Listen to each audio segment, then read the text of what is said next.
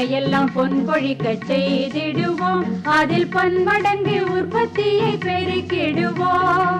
பண்ணையெல்லாம் பொன் கொழிக்க செய்திடுவோம், அதில் பன்மடங்கு உற்பத்தியை பெருக்கிடுவோம். உழவர் உலகம். கண்மணி பொல்லல் மணியை வளர்த்திடவே நாடும் கருத்துரைக்கும் ஒலிபரப்பை கேட்டிடுவோம். கண்மணி பொல்லல் மணியை வளர்த்திடவே நாடும் கருத்துரைக்கும் ஒலிபரப்பை கேட்டிடுவோம்.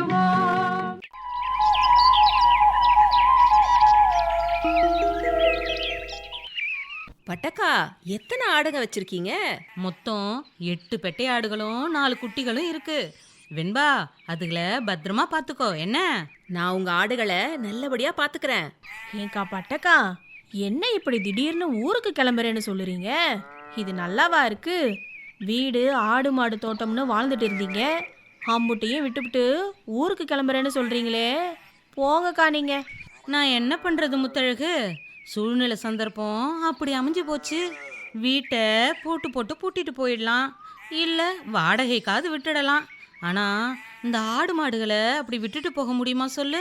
அன்பா பாசமாக வளர்த்த ஆடு மாடுகளை அப்படி விட்டுட்டு போகவும் முடியல, வித்துட்டு போகவும் முடியல. முத்தழகு, அதான் மாடுகளை உன்கிட்டையும் ஆடுகளை வெண்பா கிட்டையும் விட்டுட்டு பார்த்துக்க சொல்லலாம்னு முடிவு செஞ்சேன். ஏன் முத்தழகு, என் பாசமுள்ள மாடுகளை நீ பார்த்துக்கிறதுல எந்தவித கஷ்டமும் இல்லையே? அக்கா, என்ன இப்படி கேட்டுப்புட்டீங்க? எனக்கு எந்த கஷ்டமும் இல்லை.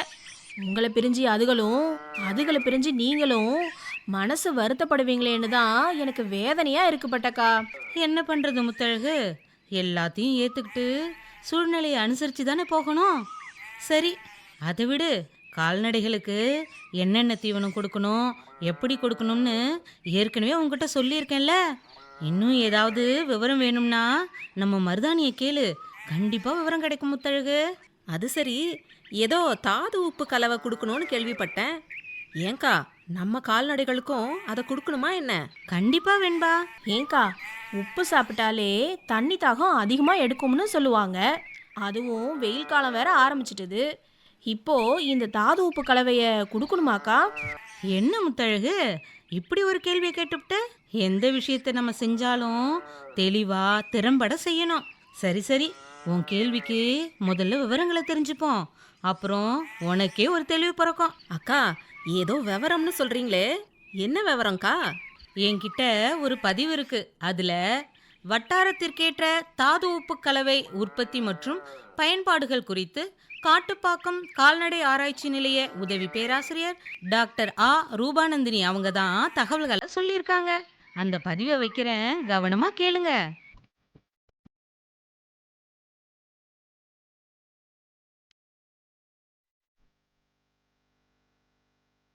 நாம் கறவை மாடு வளர்ப்பில் பார்த்தோன்னா தாது உப்பு கலவை அப்படிங்கிறது ஒரு முக்கியமான பங்கு வகிக்குது.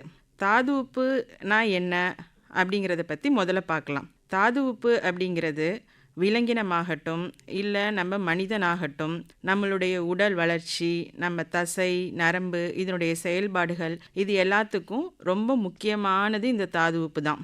இது மட்டும் இல்லாமல் நம்ம உடம்புல நடக்கிற வளர்ச்சிதை மாற்றம், அப்புறம் நம்ம உயிர் அணுக்கள் செயல்படுறதுக்கு இது எல்லாத்துக்குமே இந்த தாது உப்பு ரொம்ப முக்கியமாக தேவைப்படுது. ஆனால் இந்த தாது உப்பு அப்படிங்கிறது என்னென்ன அப்படின்னு பார்த்தோம்னா, அது ஒரு கனிமம். இது தாவர மூலப்பொருட்களில் இருந்தோ இல்லை விலங்கு மூலப்பொருட்களில் இருந்தோ கிடைக்குமானா சிறிதளவு கிடைக்கும். அதனால் நாம் தனியாக இந்த தாது உப்புக்களை கறவை மாடுகளுக்கு ஊட்டச்சத்தாக கொடுக்க வேண்டியது ரொம்ப முக்கியம். ஏன்னு பார்த்தீங்கன்னா, கறவை மாடு வளர்ப்பில் இந்த தாது உப்புக்கள் அந்த கறவை மாடுகளுக்கு எதன் மூலமாக கிடைக்கும் அப்படின்னா, அது சாப்பிட்ற தீவனம் மூலமாக கிடைக்கலாம், இல்லை தீவன பொருட்கள், உலர் தீவனம், இந்த மாதிரி தீவனங்கள் மூலமாக தான் கால்நடைகளுக்கு தேவையான தாது உப்புக்கள் கிடைக்கிறது. பெரும்பாலான விவசாயிகள் கறவை மாடுகளை மேய்ச்சலுக்கு விட்டு தான் வளர்க்குறீங்க. அப்படி மேய்ச்சல் முறையில் வளர்க்கும்போது அந்த கறவை மாடு மேய்ஞ்சிட்ருக்கிற புல், அந்த நிலத்தில் எவ்வளோ தாது உப்பு இருக்குது, அது உண்மையிலேயே அது உடம்புக்குள்ளே செரிமானம் ஆகி இரத்தத்தில் எவ்வளோ தாது உப்புக்கள் உறிஞ்சப்பட்டு அந்த கறவை மாடுகளுக்கு முழுமையாக கிடைக்கிறது அப்படிங்கிறது எல்லாமே நாம் பார்த்தோம்னா அதனுடைய தேவைக்கும் குறைவான அளவில் தான் தாது உப்புக்கள் தீவன புல் மற்றும் தீவனம் மூலமாக கிடைக்கிறது. சரி, இந்த தாது உப்பு இவ்வளோ முக்கியமானதாக இருக்கே, அதனுடைய குறைபாடுகள் வந்தால் அது நிறைய அறிகுறிகளை காட்டும்ல, அதை வச்சு நாம் சரி பண்ணிக்கலாம் அப்படின்னு நம்ம யோசிக்கிறோம். ஆனால் இந்த தாது உப்பு குறைபாடு அப்படிங்கிறதுக்கான அறிகுறிகளை ஒரு மாடு காமிக்கணும்னா ரொம்ப நீண்ட நாட்கள் எடுத்துக்கும். அறிகுறிகளை காட்டுறதுக்கே ரொம்ப நீண்ட நாட்கள் எடுத்துக்கும். அதுக்கப்புறமா அந்த அறிகுறிகள் மூலமாக அதனுடைய வளர்ச்சி பாதிக்கப்பட்டிருக்கும், அதனுடைய இனப்பெருக்கை தன்மை குறைஞ்சிருக்கும். இந்த தாது உப்புக்களை ஊட்டச்சத்துக்களாக அதுக்கு கொடுத்து அதுக்கப்புறம் அதனுடைய வளர்ச்சியை ஊக்கப்படுத்தணும் அப்படின்னா அதுக்குள்ளேயே 1 வருஷம் 2 வருடங்கள் கடந்து போயிருக்கும். அதனால் நமக்கு ஏற்படுற பொருளாதார இழப்பு அப்படிங்கிறது ரொம்ப அதிகமாக இருக்கும். ஏன்னா ஒரு கறவை மாடு வளர்ப்பில் நாம் லாபம் பெறணும் அப்படின்னு பார்த்தீங்கன்னா வருடத்துக்கு ஒரு கன்று எடுக்கணும். இப்போ இந்த தாது உப்பு குறைபாடுனால கறவை மாடுகள் சினைப்பருவ அறிகுறிகளை காட்டுறத தள்ளி போகும், சினை ஆகிறதும் தள்ளி போகும். அந்த மாதிரி சமயங்களில் நம்மளால் வருடத்திற்கு ஒரு கன்று அப்படிங்கிறது எடுக்க முடியாது. அப்போ நம்ம ஒரு பண்ணையினுடைய பொருளாதார இழப்பு அப்படிங்கிறது ரொம்ப அதிகமாக இருக்கும். இதையெல்லாம் தடுக்கணும் அப்படின்னா நாம் கறவை மாடுகளுக்கு கொடுக்குற தீவன முறைகளில் இந்த தாது உப்பு ஊட்டச்சத்துக்களை தீவனத்தோடு தினமும் வழக்கமாக கொடுக்கணும் அப்படிங்கிறத நம்ம கடைபிடிக்க வேண்டியது மிக முக்கியமான ஒன்று. தாது உப்பு குறைபாடுனால வர மற்ற அறிகுறிகள் எல்லாம் என்னென்ன அப்படின்னா, ஃபஸ்ட்டு மாடு மண் சாப்பிட ஆரம்பிக்கும், மாட்டுக்கு பசியே எடுக்காது, அப்புறம் பால் காய்ச்சல் போன்ற நோய்கள் கூட ஏற்படும். இந்த தாது உப்புக்கள் கால்நடைகளுக்கு தேவையானது அப்படின்னா ஒரு 22 கனிமங்கள் இருக்குது. அதை 2 வகையாக பிரிக்கிறாங்க. 100 ppm அளவுக்கு அதிகமாக தேவைப்படும் கனிமங்கள்னும் அதுக்கும் குறைவான அளவில் தேவைப்படுற கனிமங்கள் அப்படின்னும் 2 வகையாக பிரிக்கிறாங்க. தேவைப்படுறது என்னவோ ரொம்ப குறைவான அளவு தான். ஆனால் அந்த கொஞ்சோண்டு கனிமங்களையும் கறவை மாடுகளுக்கு தினமும் கொடுக்காமல் விட்டுவிட்டோம் அப்படின்னா நீங்கள் ஒரு 100 ரூபாய் 200 ரூபாய் செலவு செய்து அந்த கறவை மாடுகளுக்கு தவிடு புண்ணாக்குன்னு தீவனம் அளிக்கிறீங்க இல்லையா, அதில் இருக்க எல்லா ஊட்டச்சத்துக்களும் முழுமையாக செரிக்கப்பட்டு அந்த ஊட்டச்சத்துக்கள் உறிஞ்சப்பட்டு இரத்தத்தில் கலந்து கறவை மாடுகளினுடைய பால் உற்பத்தியவோ இனப்பெருக்க திறனையோ அதிகரிக்கணும் அப்படின்னா நாம் இந்த குறைவான அளவில் கனிமங்களை தினமும் கொடுக்கணும் அப்படிங்கிறது ரொம்ப அவசியமான ஒன்று. இதை நீங்கள் கண்டிப்பாக புரிஞ்சுக்கிட்டு தினமும் கறவை மாடுகளுக்கு இந்த தாது உப்பு கலவையை கொடுக்கறதுக்கு முயற்சி பண்ணணும். சரி, மிகவும் முக்கியமாக தேவைப்படுற கனிமங்கள் அப்படின்னா என்னென்ன அப்படின்னு பார்த்தோன்னா இரும்புச்சத்து, அயோடின், துத்தநாகம், தாமிரம், மேங்கனீஸ், கோபால்ட், சுண்ணாம்பு சத்து அதாவது கால்சியம்னு சொல்லுவாங்க இல்லையா அது, அப்புறம் பாஸ்பரஸ் சத்து மற்றும் பொட்டாசியம் சத்து போன்றவை. இதில் துத்தநாகம் தாது உப்பு பார்த்தீங்கன்னா இதன் குறைபாடுனால கருத்தரிக்கிறது குறைஞ்சி போய்டுறது, கால் குழம்பில் புண்ணு வரும், பால் உற்பத்தி குறைஞ்சிடும், உடம்பில் ஏதாவது காயம் வந்துச்சுன்னா கூட அது சீக்கிரமாக சரியாகாது. அப்போ இந்த பிரச்சனைகள் எல்லாம் அப்படின்னா நாம் துத்தநாகம் சத்து அதாவது ஜிங்க் அப்படிங்கிறத கறவை மாடுகளுக்கு தினமும் கொடுத்துட்ருக்கணும். ரொம்ப சிறிய அளவில் தான் ppm அளவில் தான் கொடுக்குறோம், ஆனால் தினமும் கொடுத்துட்ருக்கணும். அது குறைபாடாக இருந்துச்சுன்னா சினைப்பருவ அறிகுறிகளை மாடு காட்டுறது தள்ளி போகும், இல்லைனா சினைப்பருவ அறிகுறிகளை காட்டுறதே குறைஞ்சிடும். அதுக்கப்புறம் சினப்பருவ அறிகுறிகளை மாடு காட்டினாலும் அது கருமுட்டை வெளியே வந்துச்சுன்னா தான் நீங்கள் செனை ஊசி போடும்போது கருத்தரிக்கும் மாடு. ஆனால் இங்கே கருமுட்டை வெளியே வரதே தாமதாகும் இந்த துத்தநாகம் தாது உப்பு குறைபாடாக இருந்துச்சுன்னா. அதுக்கப்புறம் கரு கலைஞ்சிறதுக்கும் அதிக வாய்ப்புகள் இருக்குது. சரி, கன்றுக்குட்டி ஈனும்போது பார்த்தீங்கன்னா அதனுடைய உடல் எடை ரொம்ப குறைவாக இருக்கும். சில சமயம் கன்றுக்குட்டி இறந்தே பிறக்கிறதுக்கான வாய்ப்புகளும் அதிகம். இந்த மாதிரி பிரச்சனைகள் எல்லாமே துத்தநாகம் தாது உப்பு குறைபாடாக இருந்துச்சுன்னா வரும்.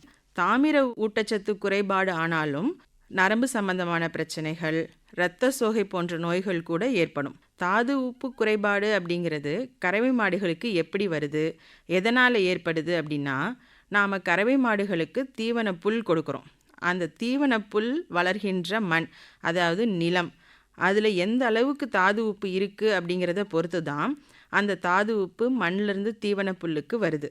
அந்த தீவன புல்லை தீவனமாக எடுக்கிற கறவை மாடுகளுக்கு தாது உப்புக்கள் கிடைக்குது. அப்படின்னா நிலப்பரப்பில், அதாவது மண்ணில் இருக்கிற தாது உப்பு கறவை மாடுகளுக்கு தீவன புல் மூலமாக கிடைக்குது. இந்த தாது உப்பு குறைபாடுகளை பற்றி கணக்கெடுத்தோம் அப்படின்னா தமிழ்நாட்டில் பொதுவாக பாஸ்பரஸ் ஊட்டச்சத்து குறைபாடு இருக்குது. அதுக்கு அடுத்து துத்தநாகம் குறைபாடு இருக்குது. அதுக்கப்புறம் சுண்ணாம்பு சத்து, தாமிரச்சத்து, மேங்கனீஸ் ஊட்டச்சத்து போன்றவைகள் குறைபாடு அதிகமாக நம்ம தமிழ்நாட்டினுடைய நிலப்பரப்பில் இருக்குங்கிறத ஆராய்ச்சி மூலமாக கண்டுபிடிச்சிருக்காங்க. சரி, கால்நடைகளுடைய இரத்த மாதிரிகளில் இந்த தாது உப்புக்களுடைய அளவு எப்படி இருக்குது அப்படின்னு பார்த்தோம்னா, நிலப்பரப்பில் இந்த தாது உப்புக்கள் குறைவாக இருந்துச்சுன்னா அந்த நிலப்பரப்பில் வளர்க்கப்படுகின்ற கால்நடைகளுடைய இரத்த மாதிரிலையும் இந்த மாதிரி தாது உப்புக்களுடைய அளவு குறைவாக தான் இருக்குது. நாம் கொடுக்கின்ற தீவன புல்ல சில தாது உப்புக்கள் அதிகமாகவும் சில தாது உப்புக்கள் குறைவாகவும் இருக்கும். உதாரணத்துக்கு பார்த்தீங்கன்னா தாமிரம், துத்தநாகம் போன்ற ஊட்டச்சத்துக்கள் பொதுவாக தீவன பொருட்களில் குறைவான அளவில் இருக்குது. ஆனால் இரும்பு சத்து அதிகமாக இருக்கும். அதனால் இந்த இரும்பு சத்து மற்ற கனிமங்களோடு வினை புரிந்து குறைவான அளவில் இருக்கிற தாமிரம் மற்றும் துத்தநாகம் ஊட்டச்சத்துக்களோடு சேர்ந்து வினை புரிந்து அந்த ஊட்டச்சத்துக்களை கறவை மாடுகள் இரத்தத்தில் முழுசாக உறிஞ்ச விடுறதில்ல. அதனால் இந்த தாது உப்புக்கள் குறைபாடு பொதுவாக கால்நடை வளர்ப்போரால் அடையாளப்படுத்தப்பட முடியுது. எனவே கால்நடை வளர்ப்போர் இந்த தாது உப்புக்களை தினமும் கொடுக்கறதுனால ஏற்படுற செலவினை குறைப்பதற்காக தமிழ்நாடு கால்நடை மருத்துவ அறிவியல் பல்கலைக்கழகம் ஆராய்ச்சி மூலமாக வட்டாரத்திற்கு ஏற்ற தாது உப்பு கலவைன்னு தயாரிச்சிருக்காங்க. தமிழ்நாட்டில் இருக்கிற ஒவ்வொரு தொகுதியாக பார்த்தோம் அப்படின்னா அதில் எந்த தாது உப்பு குறைவாக இருக்கோ அந்த தாது உப்புக்களை ஒரு கலவையாக தயாரித்து 4 வகையான வட்டாரத்திற்கு ஏற்ற தாது உப்பு கலவை அப்படின்னு சொல்லி விற்பனை பண்ணிகிட்டு இருக்காங்க. அதில் முதல் வகை தாது உப்பை எடுத்துக்கிட்டிங்கன்னா அதை நம்ம கோயமுத்தூர், காஞ்சிபுரம், கன்னியாகுமரி, மதுரை, நாகப்பட்டினம், சிவகங்கை, திருவள்ளூர், தூத்துக்குடி, திருச்சி, திருவாரூர், திருவண்ணாமலை, விருதுநகர் போன்ற மாவட்டத்தில் இருக்கிற விவசாய பெருமக்கள் இந்த டைப் 1 வட்டாரத்திற்கேற்ற தாது உப்பு கலவையை பயன்படுத்தலாம். இதில் என்னென்ன ஊட்டச்சத்து இருக்குது, தாது உப்பு சத்துக்கள் இருக்குது அப்படின்னா சுண்ணாம்பு சத்து, பாஸ்பரஸ், மெக்னீசியம், தாமிரம், துத்தநாகம் மற்றும் கோபால்ட் போன்ற ஊட்டச்சத்துக்கள் இருக்குது. இதே மாதிரி டைப் 2 அப்படின்னு தாது உப்பு கலவை இருக்குது. அதை எந்த மாவட்டத்தில் இருக்கிற விவசாய பெருமக்கள் பயன்படுத்தலாம் அப்படின்னா திண்டுக்கல், தருமபுரி, ஈரோடு, நாமக்கல், சேலம், திருநெல்வேலி, விழுப்புரம், வேலூர் மாவட்டத்தில் இருக்கிறவங்க பயன்படுத்தலாம். இதில் எந்த வகையான ஊட்டச்சத்தெல்லாம் இருக்குது அப்படின்னா சுண்ணாம்பு சத்து, பாஸ்பரஸ் சத்து, தாமிரம், துத்தநாகம் மற்றும் கோபால்ட் போன்ற ஊட்டச்சத்துக்கள் இருக்குது. இதே மாதிரி டைப் 2 தாது உப்பு கலவை அப்படிங்கிறது நம்ம கடலூர், நீலகிரி, கரூர், கிருஷ்ணகிரி, பெரம்பலூர், தேனி மாவட்டத்தில் இருக்க விவசாய பெருமக்கள் பயன்படுத்தலாம். ஏன்னா இந்த நிலப்பரப்பில் எந்த தாது உப்புக்கள் குறைவாக இருக்கோ அதை மட்டும் கலந்து நம்ம இந்த வட்டாரத்திற்கேற்ற தாது உப்பு கலவையாக கொடுத்துருக்காங்க. 4வது வகையான வட்டாரத்திற்கேற்ற தாது உப்பு கலவைன்னு எடுத்துட்டிங்கன்னா அதில் 5 தாது உப்புக்கள் இருக்குது. கால்சியம், சுண்ணாம்பு சத்து, மெக்னீசியம், தாமிரம் மற்றும் கோபால்ட் போன்ற தாது உப்புக்கள் இருக்குது. இதை மொத்தம் 3 மாவட்டத்தில் இருக்கவங்க புதுக்கோட்டை, ராமநாதபுரம், தஞ்சாவூர் இந்த மாவட்ட விவசாய பெருமக்கள் பயன்படுத்தலாம். பொதுவாக இந்த வட்டாரத்திற்கேற்ற தாது உப்பு கலவையை நாங்கள் குறைவான பால் உற்பத்தி கொடுக்குற கறவை மாடுகளுக்கு தான் பரிந்துரைக்கிறோம்.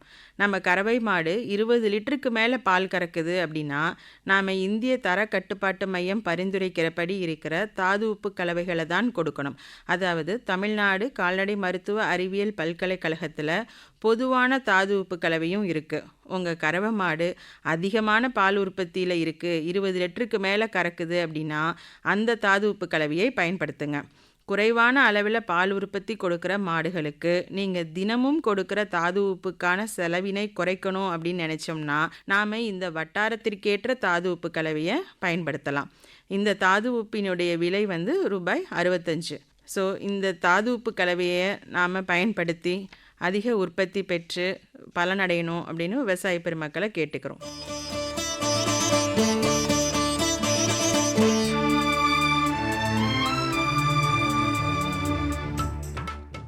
என்ன வெண்பா, முத்தழகு, வட்டாரத்திற்கேற்ற தாது உப்பு கலவை உற்பத்தி மற்றும் பயன்பாடுகள் குறித்து காட்டுப்பாக்கம் கால்நடை ஆராய்ச்சி நிலைய உதவி பேராசிரியர் டாக்டர் ஆ ரூபாநந்தினி அவங்க சொன்ன தகவல்களை கேட்டிங்களா?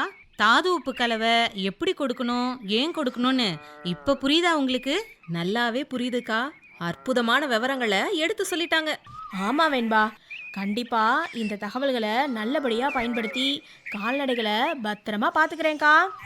முத்தழகு, எனக்கு அதுல ஒரு சந்தேகமும் இல்ல. நான் ஊருக்கு போறதுக்கு முன்னாடி என் செல்லங்களை ஒரு தடவை வந்து பார்த்துட்டு போயிடுறேன் புள்ள. ஏன்க்கா அதை என்கிட்ட சொல்லணுமா? சொல்லுங்க. நாம எல்லாம் ஒன்னா இல்லையேன்னு தான்க்கா எனக்கு இப்ப குறையாவே இருக்கு. முத்தழகு, நாம உடல் நலம் பெற நீரை சுருக்கி நெய்யை உருக்கி மோரை பெருக்கி சாப்பிடணும்னு சொல்லுவாங்க. அதுபோல நம்மளோட மனம் நல்லா இருக்க வருவதை ஏற்று குறைகளையும் வருத்தத்தையும் குறைச்சி மகிழ்ச்சியை பெருக்கி வாழணும் புள்ள. அக்கா, அதுதானே வளமான வாழ்க்கைக்கு வழிய காட்டும். அதை தானே சொல்ல வரீங்க? ஆமா ஆமா, என்னடா அக்கா இன்னும் கருத்துக்களை சொல்லலையேன்னு நினைச்சுக்கிட்டு இருந்தேன். சொல்லிட்டாங்கப்பா, சொல்லிட்டாங்க. ஆத்தாடி, நான் கிளம்புறேன்ப்பா.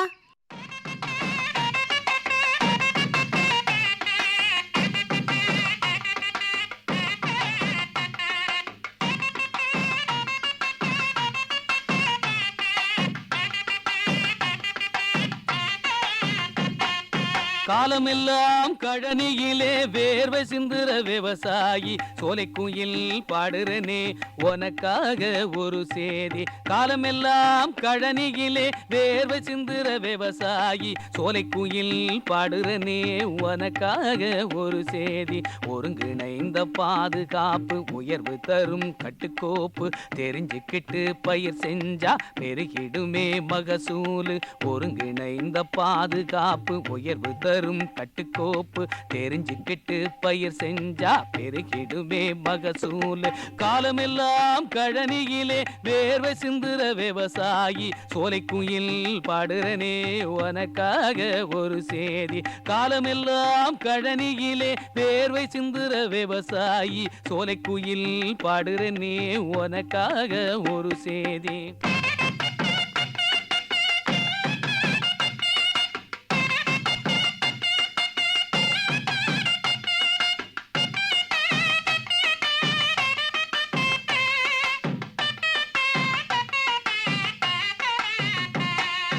பக்குவமா வயல பார்த்து உழ வேணும், பக்குவமா வயல பார்த்து உழ வேணும். கூட்டு புழுவ கச்சிதமா பொறுக்கி எடுத்து களைய வேணும். பக்குவமா வயல பார்த்து உழ வேணும். கூட்டு புழுவ கச்சிதமா பொறுக்கி எடுத்து களைய வேணும்.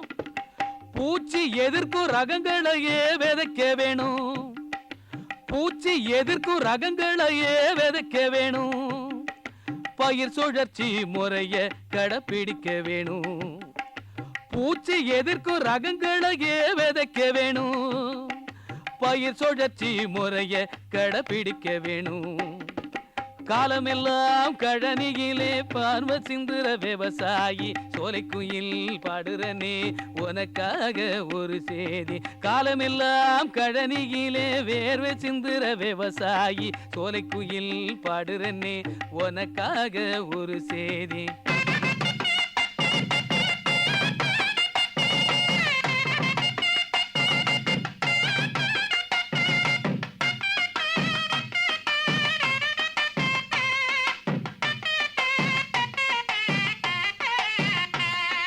வயலோரம் அகழி வெட்டி வரும் புழுவ நீக்கணும். வயலோரம் அகழி வெட்டி வரும் புழுவ நீக்கணும். ஒட்டுண்ணியும் கட்டணும், வேப்பெண்ணையும் தெளிக்கணும். ஒட்டுண்ணியும் கட்டணும், வேப்பெண்ணையும் தெளிக்கணும். விளக்கு பொறி இன கவர்ச்சி பொறி அமைக்கணும்.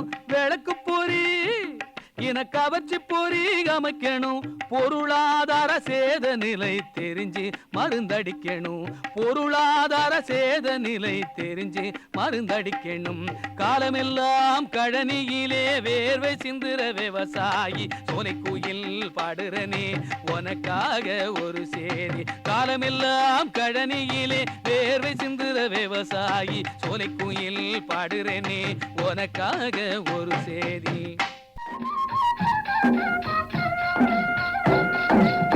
வருவது வேளாண் செய்திகள்.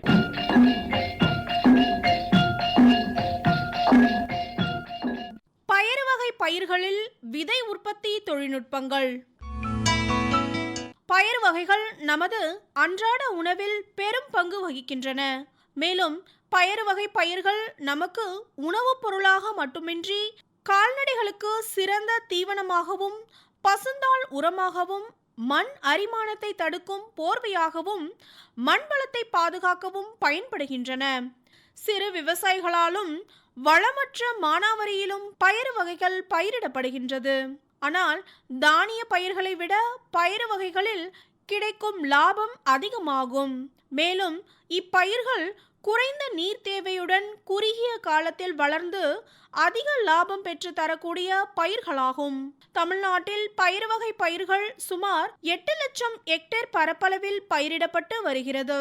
இவற்றில் உளுந்து மற்றும் பச்சை பயிறு முறையே 4 லட்சம் மற்றும் 2 லட்சம் ஹெக்டேர் பரப்பளவிலும், துவரை 0.44 லட்சம் ஹெக்டேர் பரப்பளவிலும் பயிரிடப்படுகிறது. வேளாண் உற்பத்தியில் தரமான விதைகளை பயன்படுத்துவதால் சுமார் 15 முதல் 20% வரை உற்பத்தியை அதிகரிக்க முடியும். பயறு வகை பயிர்களில் உயர் விளைச்சல் பெற சரியான விதை உற்பத்தி முறைகளையும் தொழில்நுட்பங்களையும் கடைபிடித்து விதைகளை உற்பத்தி செய்வதன் மூலம் பயறு வகை பயிர்களின் உற்பத்தியை அதிகரிக்க செய்யலாம். இதற்கான நில தேர்வு, நிலம் தயாரித்தல் மற்றும் பயிர் விலகு தூரம் பற்றி தெரிந்து கொள்வோம். பயறு வகை பயிர்களில் விதை உற்பத்திக்காக தேர்ந்தெடுத்த நிலத்தில் அதற்கு முந்தைய பயிர் வேறு ரகமாகவோ அல்லது சான்று பெறாத அதே ரகமாகவோ இருக்கக்கூடாது.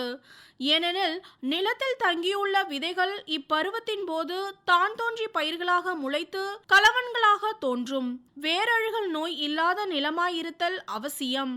நல்ல வடிகாலுள்ள செம்மண் மற்றும் வண்டல் மண் நிலம் நல்ல திரட்சியான விதைகளை தரும். பயறு வகைகளின் விதை உற்பத்திக்கு நிலத்தை நன்றாக உழுது பயன்படுத்த வேண்டும். இதற்கு முதலில் மண்ணின் கடினத்தன்மையை நீக்கி நிலத்தை மேம்படுத்த வேண்டும்.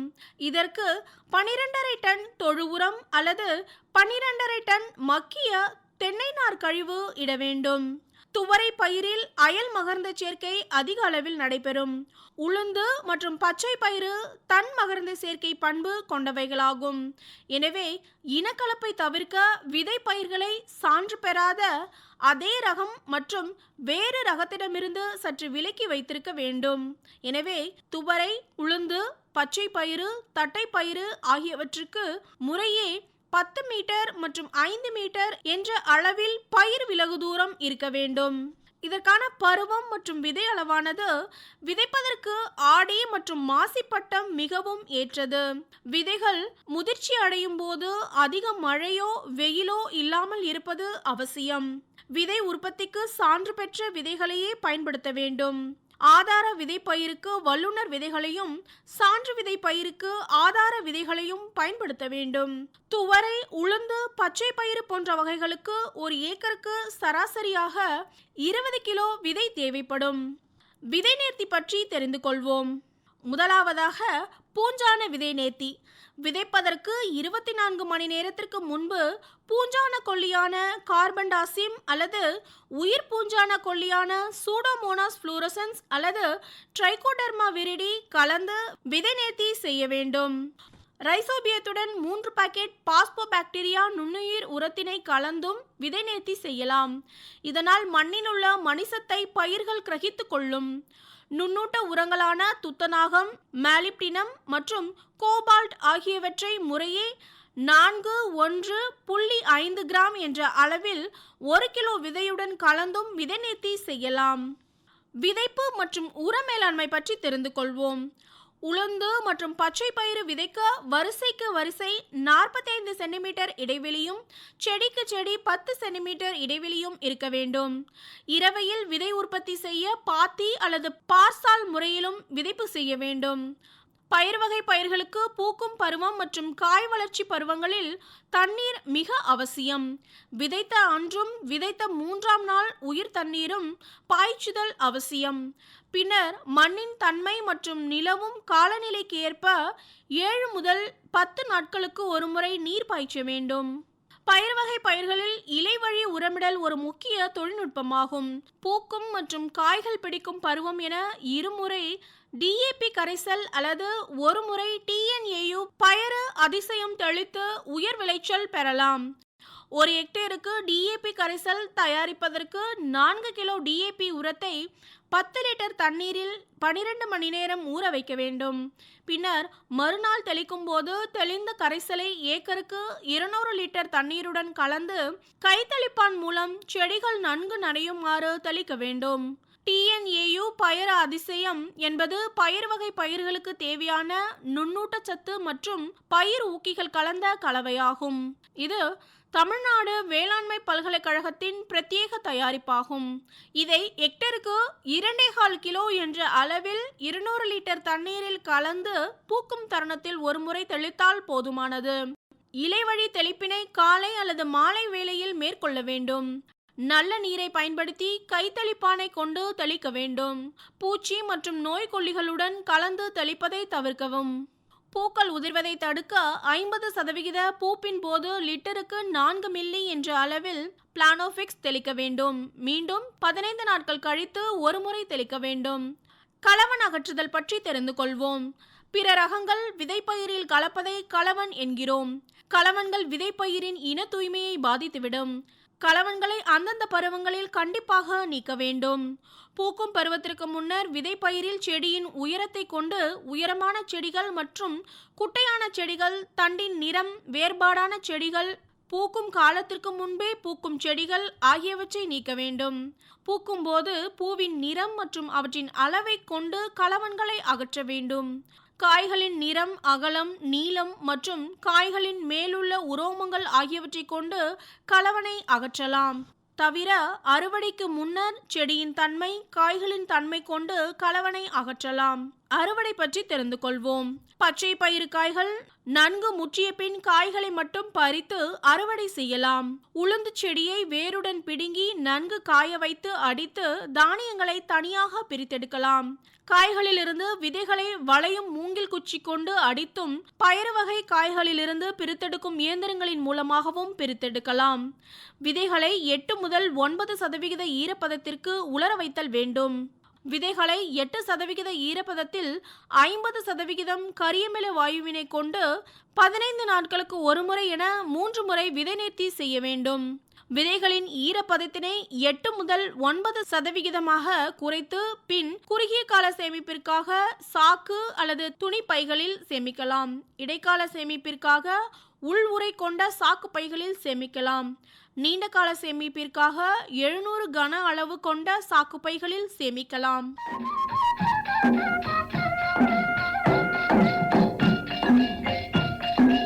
இதுவரை வேளாண் செய்திகள் கேட்டீர்கள்.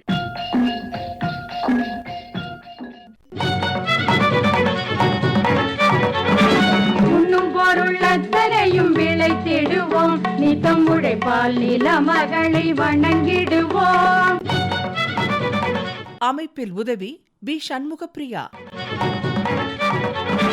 உண்ணும் பொருள் அத்தனையும் விளைத்திடுவோம். நித்தம் உழைப்பால் நில மகளை வணங்கிடுவோம்.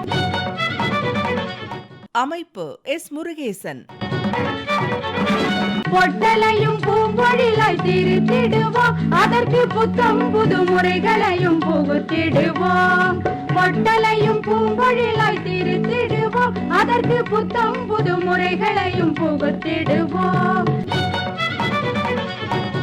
இத்துடன் இன்றைய உழவர் உலகம் நிகழ்ச்சி நிறைவு பெறுகிறது.